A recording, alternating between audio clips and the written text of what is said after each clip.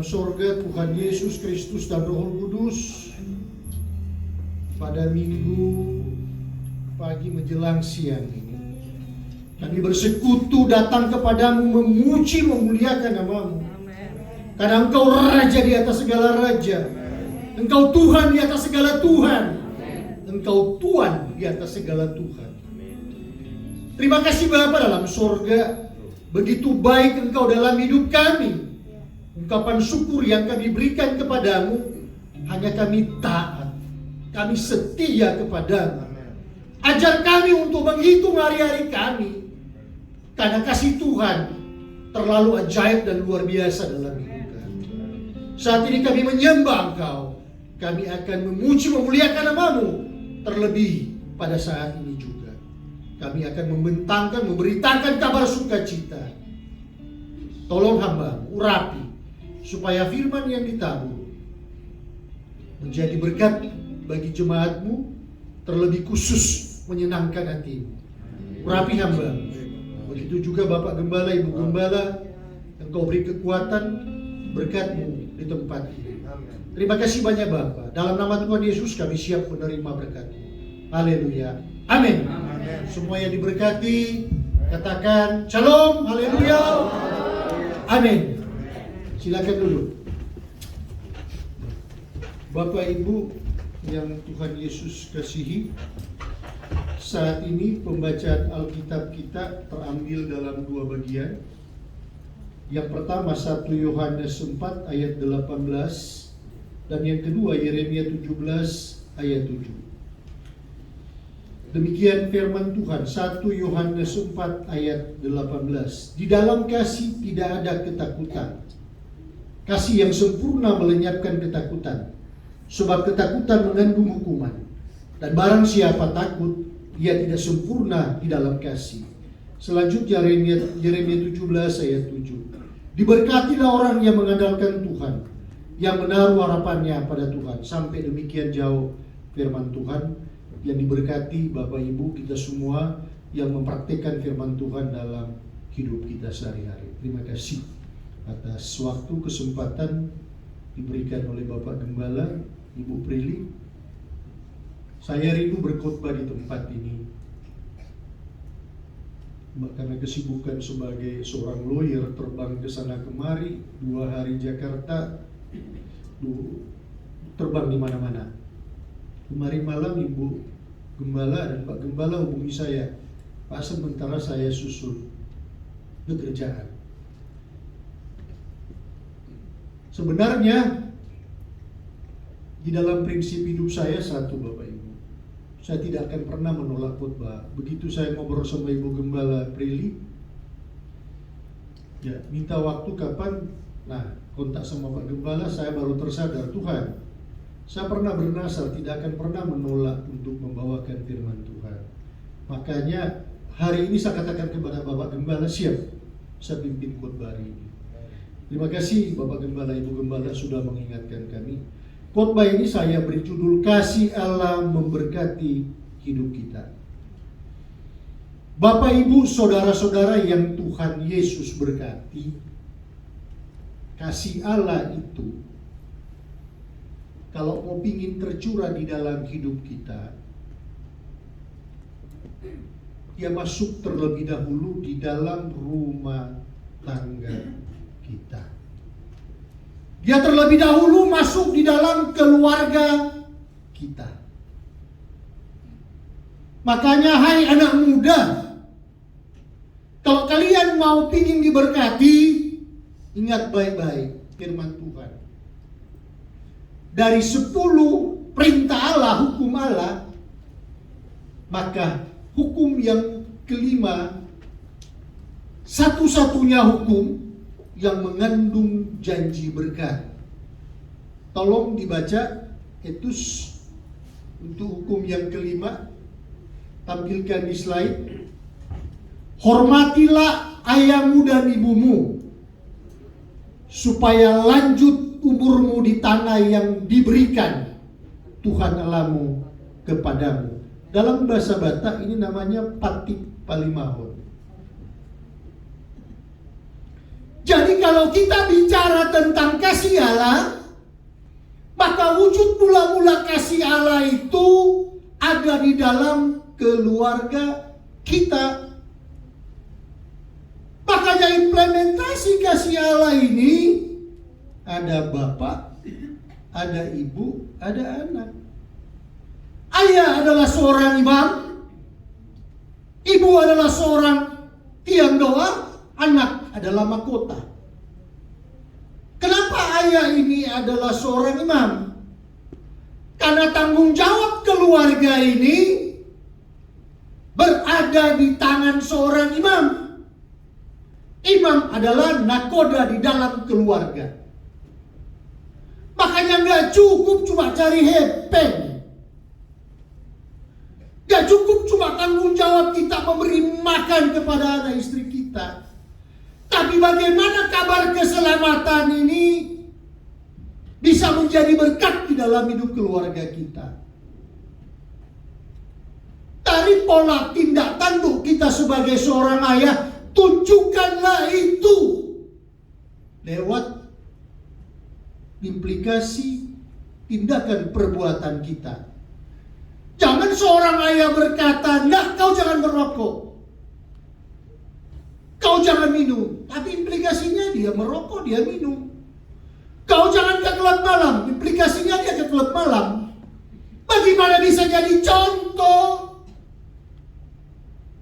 Tambah rusak di keluarga. Makanya nyatakan perbuatan kita seiring sejalan dengan apa yang kita ucapkan, supaya keluarga ini sebagai nakoda kita bawa untuk menjadi terang Kristus. Demikianlah hendaknya terangmu bercahaya di depan orang, supaya mereka melihat perbuatanmu yang baik dan memuliakan Bapamu yang di surga. Ini konsep. Sedangkan ibu adalah sebagai tiang doa. Semegah apapun bangunan itu, kalau dia nggak ada tiang, maka dia akan roboh.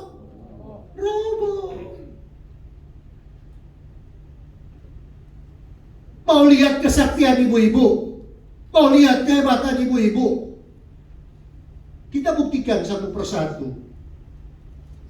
Thomas Alva Edison, penemu lampu arwah, itu dikeluarkan dari sekolah, dikatakan murid terkebelakang. Tapi peranan mamanya dia mengatakan, Nancy Matthew Elo, dia mengatakan, kau anak yang pinter, kau anak yang hebat, kau anak yang diberkati, kau akan menjadi orang yang hebat. Maka mamanya mengambil tanggung jawab mendidik Thomas Alva Edison. Dia mendoakan Thomas Alva Edison. Hasilnya, dia adalah orang yang luar biasa diberkati. Kita bisa nikmati karya-karyanya. Yang kedua adalah Albert Einstein. Albert Einstein juga sama. Dia dikatakan sebagai anak yang terkebelakang. Tapi peranan mamanya mengatakan seperti itu. Mamanya mendoakan, yaitu Paulina Koch.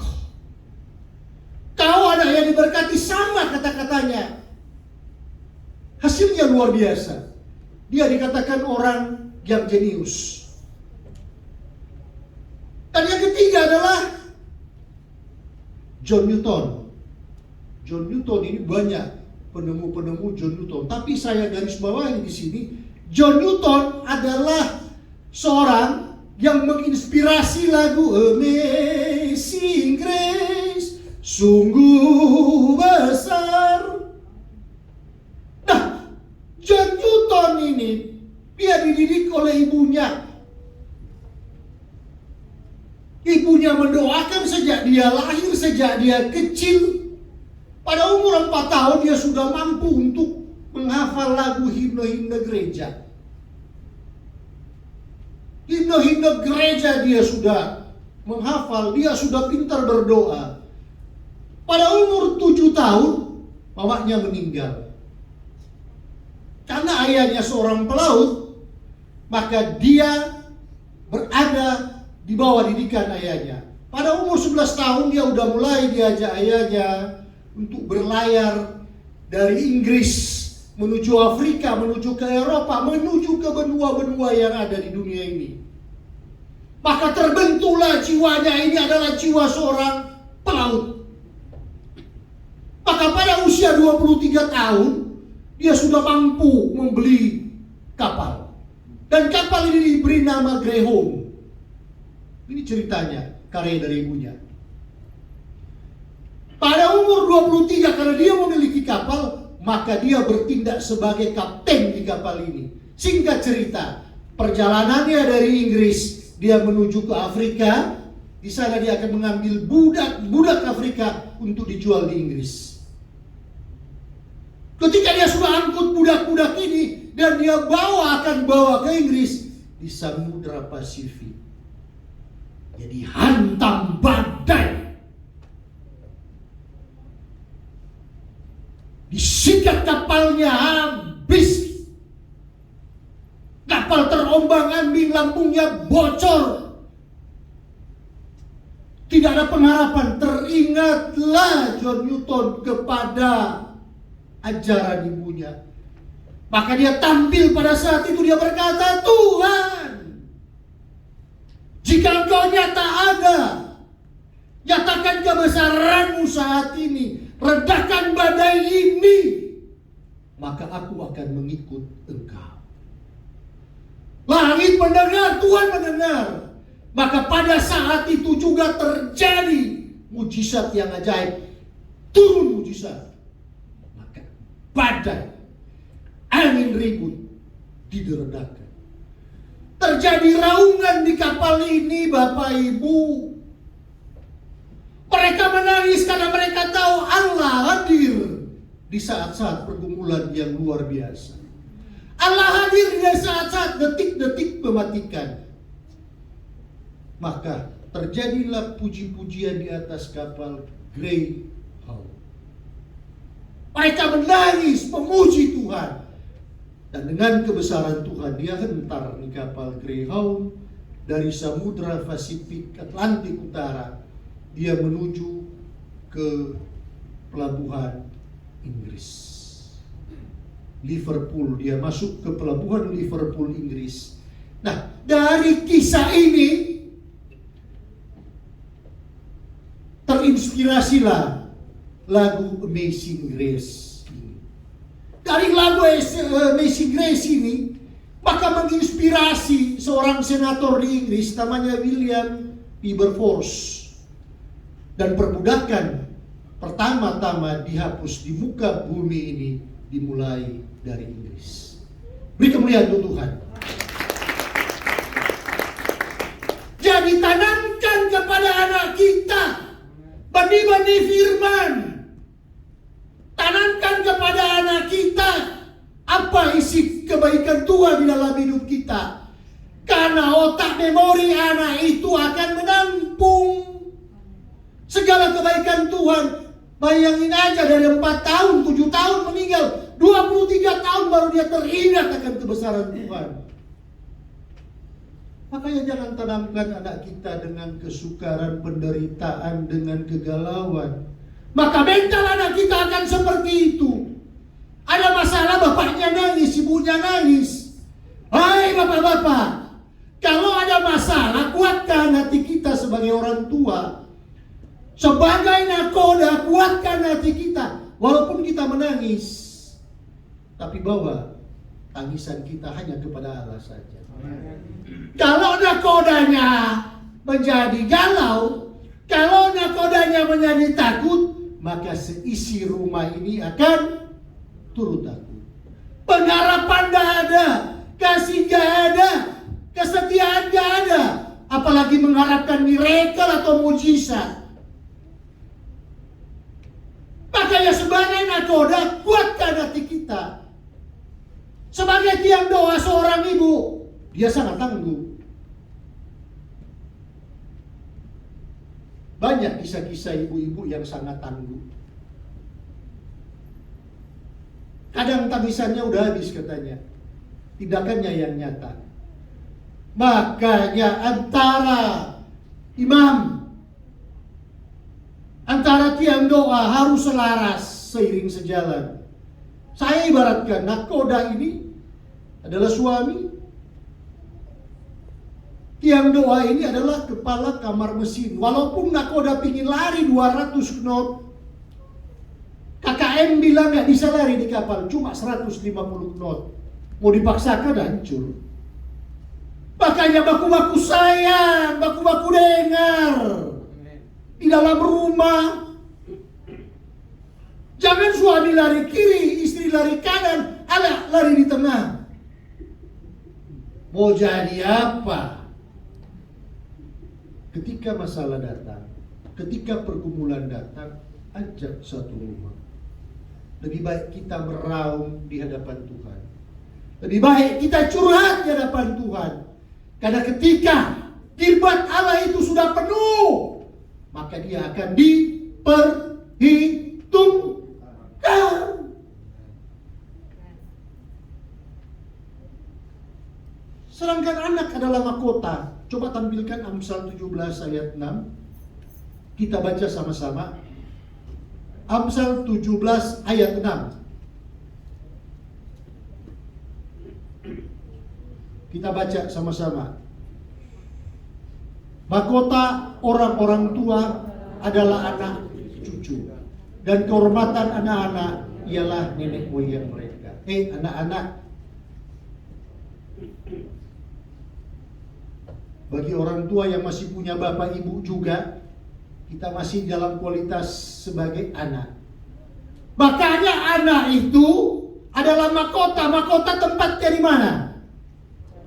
Di kepala.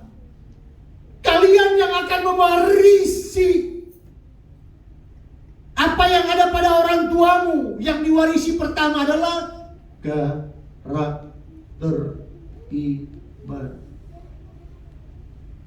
Bukan harta, Bapak Ibu. Kalau mau diwarisi harta, ini akan habis. Karakter iman yang pertama. Yang kedua, apa yang kita wariskan? Yang kita wariskan adalah tindakan nyata dari perbuatan kita. Kasih mula-mula kita tunjukkan. Setia kepada Allah. Memento mori, memento vivere, bahasa Latinnya. Ingatlah hidupmu ketika engkau hidup, dan ingatlah perbuatanmu ketika engkau mati. Maka yang kita wariskan ini adalah sikap. Kita sampaikan kepada anak cucu kita, supaya mereka menjadi orang-orang yang hebat, orang-orang yang diberkati di muka bumi ini. Maka jangan lupa didoakan anak kita. Maka anak-anak kalian harus sadar diri juga. Tempatkan mahkota itu di atas kepala. Jangan dibawa telapak kaki. Kalian adalah orang-orang yang hebat, anak-anak yang diberkati. Maka nyatakan papa mama kualitas diri kita, keluarga kita, di dalam sikap integriti kita sebagai anak-anak Tuhan. Ini terjadi satu perubahan sikap luar biasa saat sekarang ini. Kita bisa lihat, saya ke daerah banyak, saya tanya ke teman-teman, Pak ya, yang dulu anak saya begini, apa yang kau buat di dalam rumahmu? Berapa waktu kau bisa bersama-sama dengan anak istrimu? Cukuplah kau kasih hepeng, katanya nggak cukup lah itu bah. Saya bilang, macam mana kau kasih hepeng terus? Kasih firman lu. Bapak pergi ibadah pagi, ibu pergi ibadah siang, anak pergi ibadah malam. Ketemu kagak? Ditanya bapaknya firman, dia gak jabarkan ke istrinya. Ditanya istrinya firman, dia gak jabarkan ke anaknya. Ditanya anaknya firman, gak dijabarkan kepada bapak ibunya. Macam mana keluarga ini?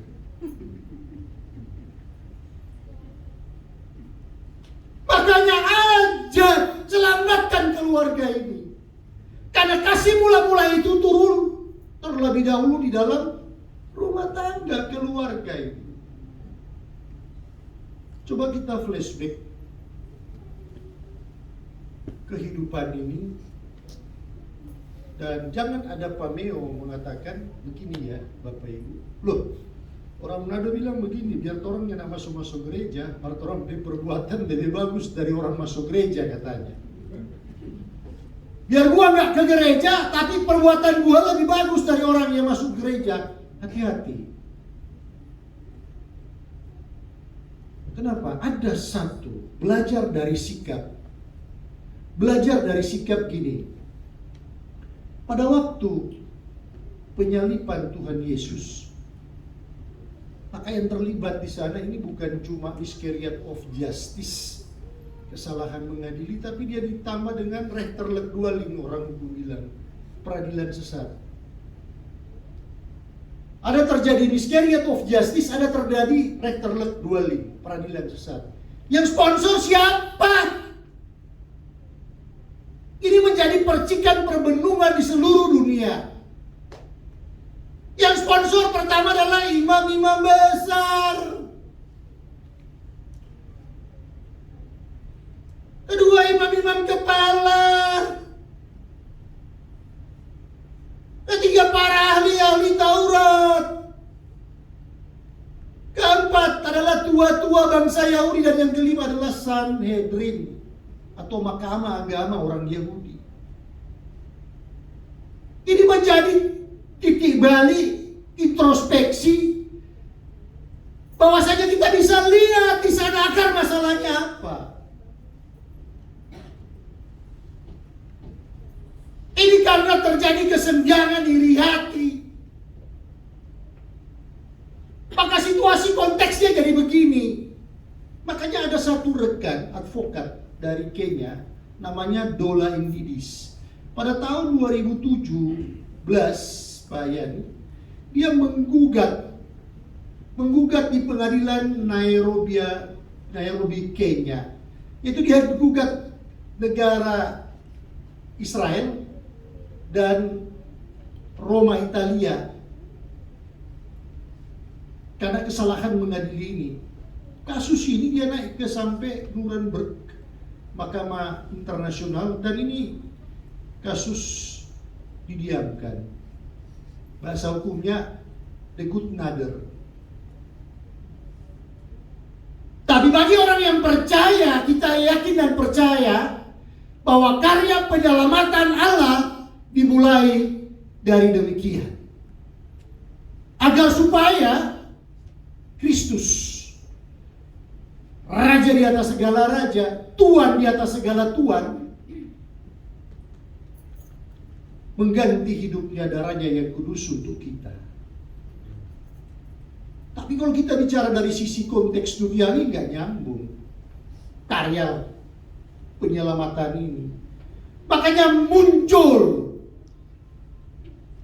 satu pemahaman yang akhir-akhir ini mengatakan demikian, udah karena kita sudah diselamatkan, penyelamatan itu cuma satu kali, maka lakukan apa saja, kamu sudah diselamatkan. Berbuat apa saja, kamu sudah diselamatkan. Hati-hati dengan paham ini. Dan sekarang menggorogoti banyak kepada anak-anak muda. Hai anak-anakku, dengar. Kalian bertumbuh di gereja ini. Kalian dibekali dengan berbagai macam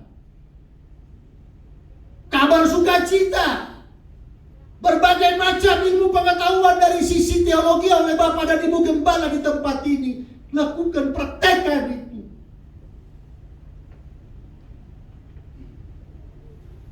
Sehingga ketika paham ini merebak, maka bapak-bapak, ibu-ibu langsung shortcut.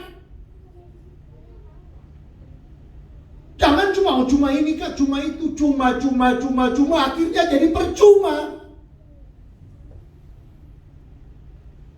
Ini kenyataan yang terjadi akhir-akhir ini.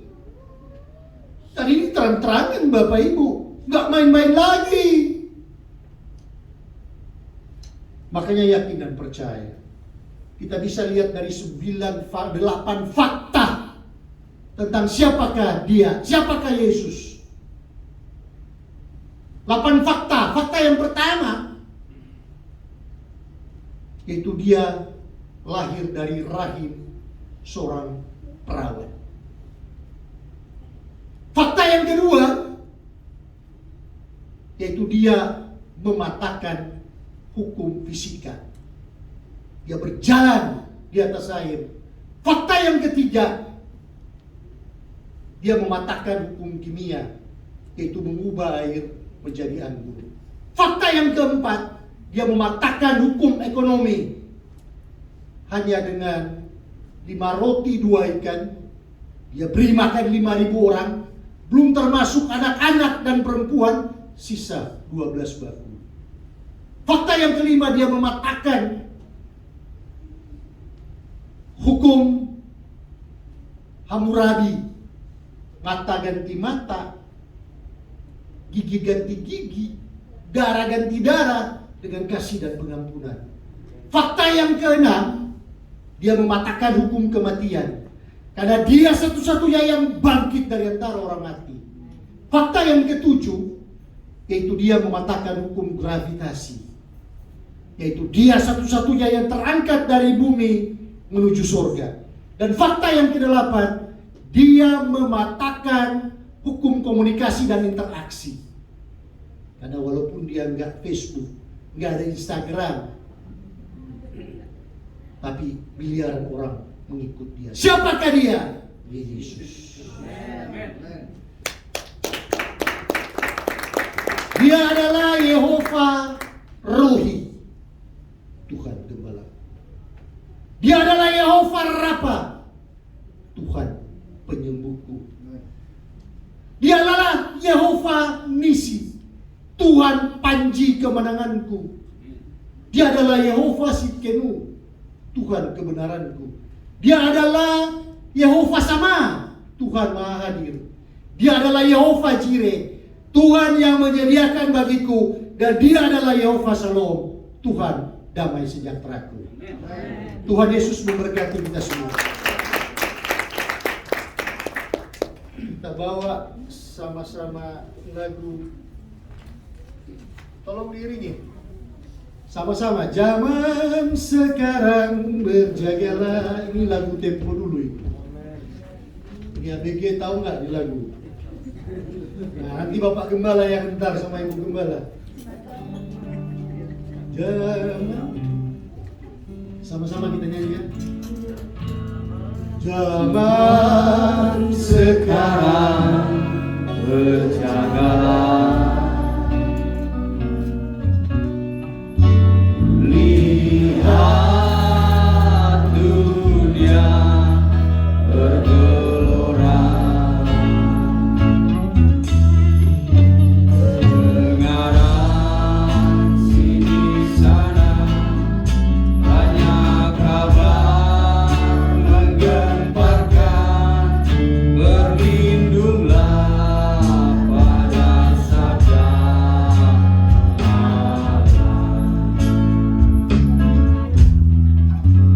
Zaman sekarang berjagalah. Terima kasih Bapa. Terima kasih Tuhan Yesus. Kau sungguh ajaib dan luar biasa. Firman-Mu sudah membuat akan kepada jemaat. Dan firman ini bertumbuh 30 kali lipat, 60 kali lipat, bahkan 100 kali lipat. Terima kasih Bapa. Kami mendoakan Bapak Gembala dan Ibu Gembala di tempat ini. Tuhan berkati mereka berdua. Katakan kuasa-Mu dalam hidup mereka. Saya senantiasa penyertaan Tuhan, pemeliharaan Tuhan kepada Bapak Gembala, Ibu Gembala di dalam menggembalakan para jemaat. Tuhan taruh hikmat surgawi sehingga senantiasa hanya Tuhan yang dimuliakan. Begitu juga dengan anak-anak, begitu juga dengan Tante Sesya. Tuhan